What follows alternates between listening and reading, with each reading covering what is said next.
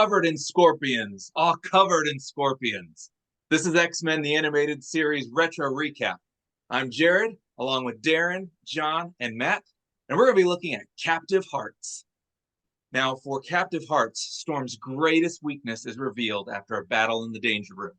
A mysterious group of mutants kidnap Cyclops and Jean, but will a fight to the death be their own way out? All right, we need to take a look at our most valuable experience. Darren, what was the best part of this episode? For me, it was Storm's claustrophobia. That. But put her in a box. All right. Well, I agree with Darren. I did love the Storm claustrophobia, and I also like in past episodes we broke down how you love the X-Men. You know who they are right away. That's what Jared's take on, even from the beginning. But in this, you get a little bit more of they're not so one-dimensional. Storm's got, a weakness of claustrophobia. Wolverine secretly loves Jean Grey. But all those things were amazing. The character development paid dividends down the end. The best thing about this episode is the memes, because there are two very famous memes that both came from this episode. Wolverine's laying on the bed looking at the picture, and at the end of the episode, Cyclops and Jean are hugging as Wolverine's looking away, which is your burrito in the heat and the microwave plate. So all of those things were fantastic. They make fantastic memes, and that's why this particular episode may be the only one a meme maker ever needs to see, and that's what was exceptional about it. Man, meme maker, I can't. Who can top that? All right. You guys stole my thunder. I mean, the memes alone stole the episode. I mean, even if the episode was a bomb, just the memes would make it a 10 out of 10. It took me back to a time when I was younger, and I realized, wow, I had a crush on Rogue when I was a lot younger. It was the story of, whoa, I forgot what happened in the 90s. And I said, wow, that took me back in time. But I think the most important takeaway was really with Jean and Cyclops, they're out on a date. Everyone here needs to remember, you're out on a date, you're on the streets, you start kissing, you need to pay attention, because out of nowhere, this mutant alien kid comes out of nowhere, out of the alley, and surprises everyone. You need to watch, pay attention, check your surroundings, just be vigilant. So that was my lesson to be learned from this. It was a life lesson too. Be careful out there, kids. All right. I like it, Matt. Safety first, man.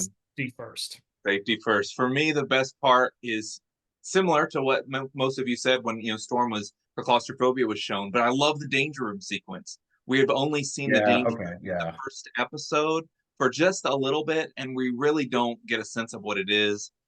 Gambit and Wolverine are fighting. We see the walls changing, and Darren's favorite Jubilee shows up and kind of ruins that whole sweet scene. So this is the first time that we really get to see the Danger Room. We've got blasters and tendrils, and then the walls come in. Saw blades. The other cool thing about that was it was 4 X-Men females and Gambit, and it didn't seem shoehorned in. It just seemed like, yeah, these are the X-Men. They're doing their thing, and they're fighting. So I just love Danger Room scenes. I could have done a whole episode of the Danger Room. Can I say one thing about that? I know we're keeping it short, but my also favorite was Jean's true character showed when she's like, we're going to show these robots. Oh! You're tangling with the wrong X-Men. Oh! She couldn't even get her tough line out before she was passed out immediately. And I think she passed out one other time in the episode. So again, we're getting to that subtle level of who these X-Men really are. But go ahead. Oh, preview of things to come with Jean, right? Right. So with our MVX, there's also the terrible parts. Maybe not even terrible, but just not our favorites. So what, Darren, is your most excruciating experience? Scott and Jean are worthless. Oh, okay. My worst moments were, I don't like the Morlocks. I get them. I understand what they're supposed to be in the X-Men lore of, the most put upon basest of the mutants that, aren't in a fancy mansion training in danger rooms and stuff. So, for the point of the story, they make a lot of sense. I just don't like them. And I'm going to tell you one thing that's not in this episode, although the character is. The guy that throws goop at everybody and blocks off the subway and everything, if you look up his real name in the comics, you're going to be put on some FBI watch list because it's a racial slur that's not allowed to be said anymore. And that is a real Morlock's name since the character debuted in the 80s. And that is terrible. Don't even use that character anymore. What are we doing? What are we doing?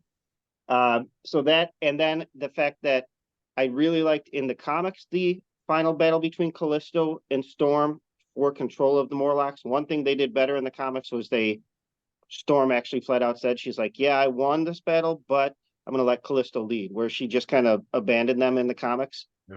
But I didn't like that they used lightsabers to do it. I don't know where the Morlocks got lightsabers. Darth Maul lightsabers. I don't know why they're in there. Disney didn't even own Marvel or Star Wars back then, so it doesn't make any sense. So X-Men fighting with lightsabers was not good, and I don't like the Morlocks. So those are the two things for me.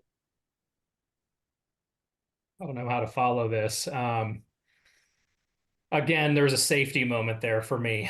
Grandma hitting the sleep spell and then them getting carried deep into the subway had very Hills Have Eyes vibes to me.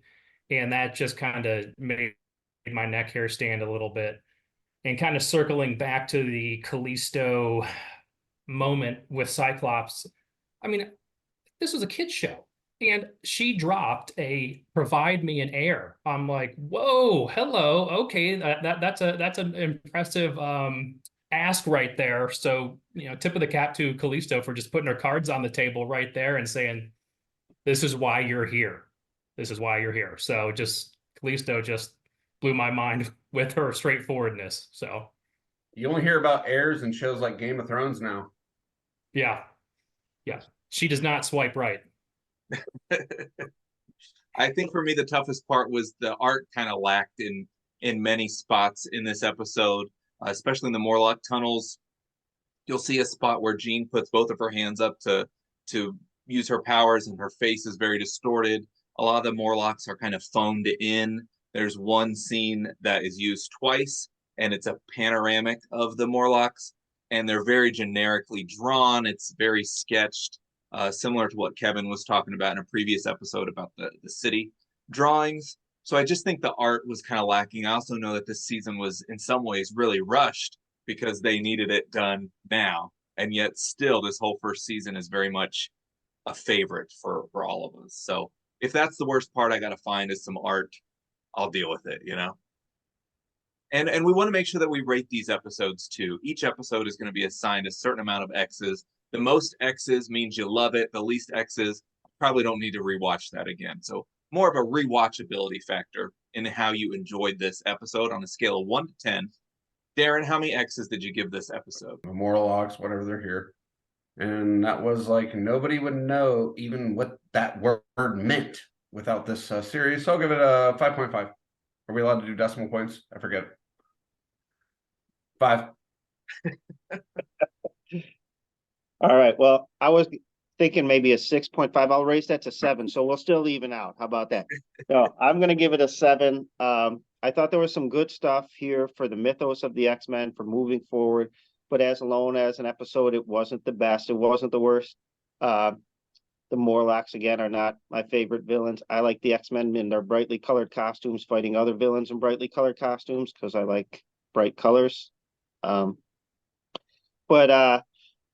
this was not that. This was more story, and it was fine. But on a Saturday morning cartoon, it's not going to be as deep as in some of the comics can get to us. So I'm going to give it a 7. I have to go with an 8 here. Hopping back into season 1, watching the first episode that I've seen since I was God knows how young, enjoying just the intro scene, panning off their faces, watching Storm go Super Saiyan for a little bit. The ridiculous lightsaber battle, as ridiculous as it was, I have to remember and, give myself some enjoyment of what it was like to watch a child and not beat it down too hard. And it was from a different time. And I thought to myself, you know what, just the fact that it used 2 of the most iconic, internet mutant memes of all times, it probably should propel it to a 9, but I'm going to give it an 8. So 8 for me. All right. Love it. Because I'm up there too, man. I give it a 9. I love this episode. This is one of those that I can go back and watch over and over and over again. and enjoy it. We've got the Danger Room battle sequence, which I can just put on repeat. And then the one of the best parts of the episode is when the X-Men are all cornered and they have to fight the Morlocks. The theme intro music starts to play. Storm and Rogue fly off. Gambit runs out. Wolverine pieces out to go get Jean, and they take on the Morlocks. And then Gambit and Rogue piece out, and Storm and Jean are like, "All right, let's do this." You know, it was so good.